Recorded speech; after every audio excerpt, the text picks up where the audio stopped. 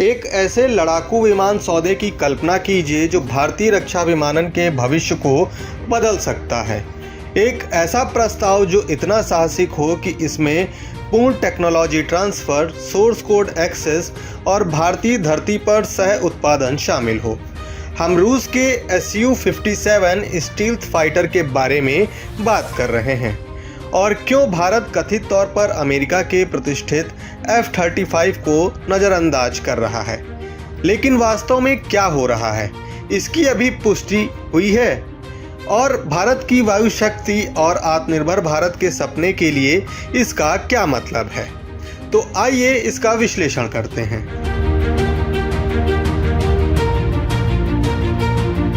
Online प्रसारित कई रक्षा ब्लॉगों और रिपोर्टों के अनुसार भारत रूस के 5वीं पीढ़ी के स्टील्थ लड़ाकू विमानों Su-57 को खरीदने और सह उत्पादन के प्रस्ताव का गंभीरता से मूल्यांकन कर रहा है।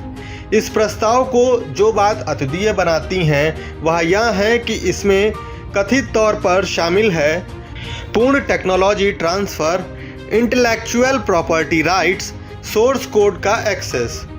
और शायद सबसे महत्वपूर्ण बात यह है कि इन जेट को यही भारत में असेंबल या निर्मित करने का मौका मिलेगा।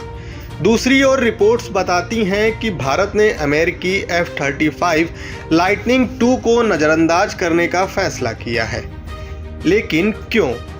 वैसे अमेरिका अपनी स्टील तकनीक पर बहुत कड़ी पकड़ रखता है, यहाँ तक कि सबसे करीबी सहयोगियों को भी सीमित पहुँच मिलती है, वह भी बिना सोर्स कोड या पूर्ण निर्माण अधिकार के। क्या इस खबर की पुष्टि हुई है? लेकिन आज तक इसकी कोई आधिकारिक पुष्टि नहीं हुई है।